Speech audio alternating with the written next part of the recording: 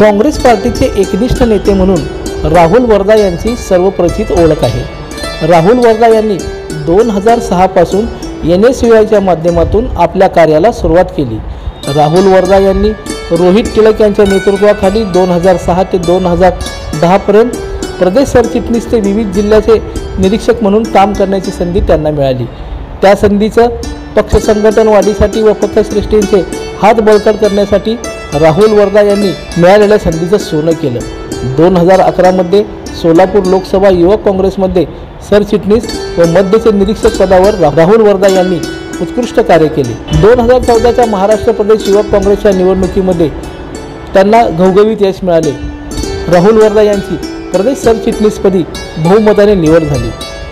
त्यांचे कार्यकौशल्य वैयक्तिक दखल घेत खासदार प्रणिती शिंदे, माजी केंद्रीय मंत्री सुशीलकुमार शिंदे यांनी प्रदेश अध्यक्षांकडे वर्धा यांचे प्रदेशवर वर्णी लागण्यासाठी विशेष शिफारस केली। यानंतर प्रदेश अध्यक्ष नाना पटोले यांनी त्यांच्या पहिल्या यादीत पक्षातील अंतर्गत कारणामुळे वर्धा यांना न्याय मिळाला नाही। प्रदेशवर निवड न झाल्याने नाराज न होता खासदार प्रणिती शिंदे व केंद्रीय मंत्री सुशीलकुमार शिंदे यांच्यावर विश्वास ठेवत राहुल वर्धा हे एकनिष्ठ राहिले।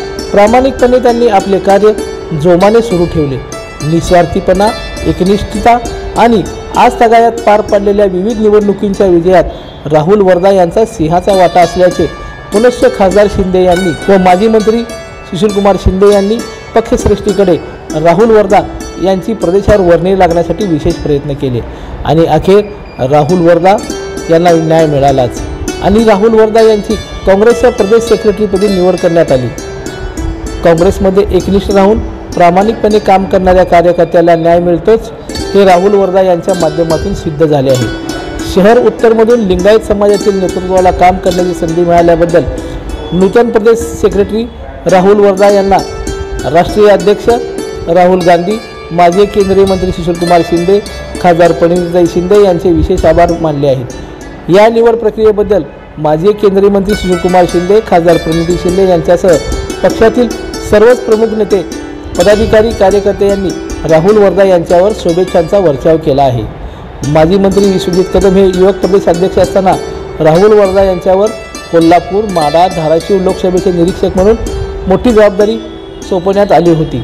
याही मिळालेल्या संधीचं राहुल वर्धा यांनी अथक परिश्रम घेऊन सोनच केलं।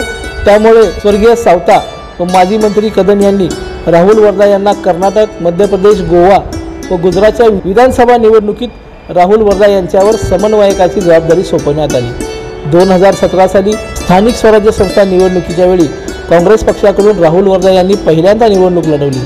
खासदार प्रणिती शिंदे यांनी राहुल वर्धा यांच्या कार्याची दखल घेऊन 2024च्या लोकसभेला मोहोळ विधानसभामध्ये समन्वयक म्हणून राहुल वर्धा यांना काम करण्याची संधी मिळाली। राहुल वर्धा यांची सोलापुरात एक प्रतिष्ठित व्यापारी म्हणून विशेष नाव लौकिक आहे। सामाजिक कार्यामध्ये राहुल वर्धा हे नेहमी अग्रेसर असल्याने त्यांची जनमानसात विशेष लोकप्रियता आहे। राहुल वर्धा यांची प्रदेश सेक्रेटरी पदावर नियुक्ती झाल्याबद्दल माजी केंद्रीय मंत्री सुशीलकुमार शिंदे, खासदार प्रणितीताई शिंदे, माजी मंत्री विश्वजित कदम, माजी आमदार प्रकाश येलगुरवार, धर्माराज कालाजी, चेतन नरोटे, राष्ट्रवादीचे महेश कोटे यांनी वर्धा यांना पुढील कार्यासाठी शुभेच्छा दिल्या आहेत।